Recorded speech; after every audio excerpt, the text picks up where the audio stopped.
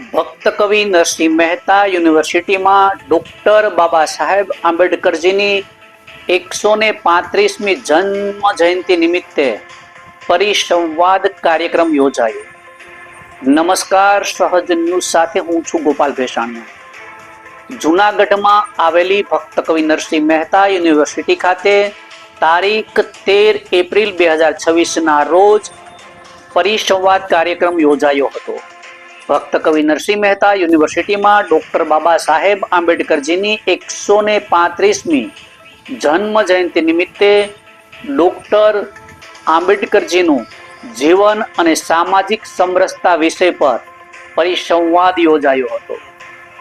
આ કાર્યક્રમનો પ્રારંભ દીપ પ્રાગટ્ય સાથે કરવામાં આવ્યો હતો.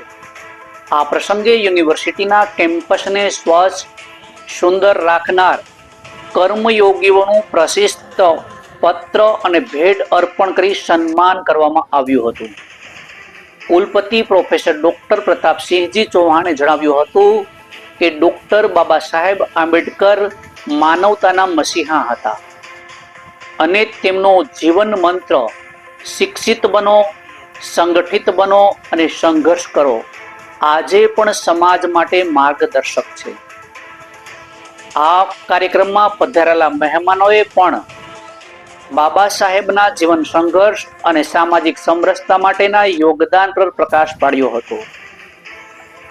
આ કાર્યક્રમમાં યુનિવર્સિટીના અધિકારીઓ, પ્રાધ્યાપકો, વિદ્યાર્થીઓ અને નાગરિકોએ મોટી સંખ્યામાં ઉપસ્થિત રહ્યા હતા. બ્યુરો રિપોર્ટ, સહજ ન્યૂઝ, જૂનાગઢ.